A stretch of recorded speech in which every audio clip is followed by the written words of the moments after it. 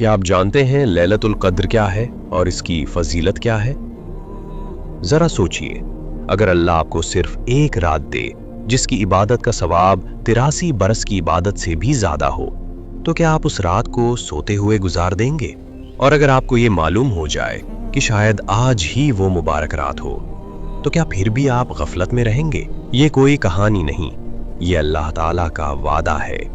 कुरान पाक में एक मुकम्मल सूरत है जो सिर्फ उसी एक रात की अजमत बयान करती है, और उसका नाम है सूरह अल क़द्र।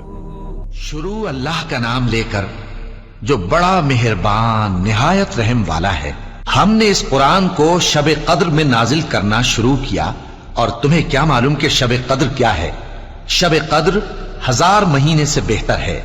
इसमें फरिश्ते और रूहुल कुदस हर काम के इंतजाम के लिए अपने परवरदिगार के हुक्म से उतरते हैं। ये रात तुलुए फज्र तक अमनो सलामती है। इन आयतों से मालूम होता है कि लैलतुल क़द्र निहायत अजीम और बाबरकत रात है जो फज्र तक रहमत, बरकत और सलामती से भरी होती है। अल्लाह ताला कुरान मजीद में एक और मकाम पर इरशाद फरमाता है, सूरह अद-दुखान आयत 1 से 6। शुरू अल्लाह का नाम लेकर जो बड़ा मेहरबान निहायत रहम वाला है। हामीम, इस किताब रोशन की कसम कि हमने इसको एक मुबारक रात में नाजिल फरमाया, हम तो खबरदार करने वाले हैं। उसी रात में तमाम हिकमत के काम फैसल किए जाते हैं, यानी हमारे यहां से हुक्म होकर बेशक हम ही फरिश्तों को भेजते हैं। ये तुम्हारे परवरदिगार की रहमत है, वही तो सुनने वाला है, जानने वाला है। यानी उस रात आने वाले पूरे साल के फैसले फरिश्तों के हवाले कर दिए जाते हैं। किसका रिस्क कितना होगा, कौन पैदा होगा और कौन इस दुनिया से रुखसत होगा, ये तमाम फैसले उसी रात फरिश्तों को सौंप दिए जाते हैं। इसीलिए रसूलुल्लाह सल्लल्लाहु अलैहि वसल्लम ने फरमाया, लैलतुल क़द्र को रमजान के आखिरी 10 दिनों की ताक रातों में तलाश करो।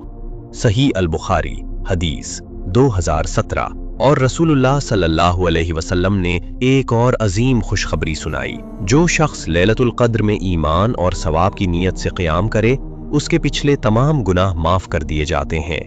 सही अल बुखारी हदीस 1901। जरा सोचिए, सिर्फ एक रात और अल्लाह ताला आपकी पूरी जिंदगी के गुनाह माफ फरमा दे। हजरत आयशा रजी अल्लाह अन्हा ने रसूलुल्लाह सल्लल्लाहु अलैहि वसल्लम से अर्ज किया, या रसूलुल्लाह, अगर मुझे लैलतुल क़द्र नसीब हो जाए तो मैं कौन सी दुआ मांगूं? तो नबी करीम सल्लल्लाहु अलैहि वसल्लम ने फरमाया, अल्लाहुम्मा इन्नका अफुव्वुन तुहिब्बुल अफ़्वा फ़अफ़्फ़ु अन्नी।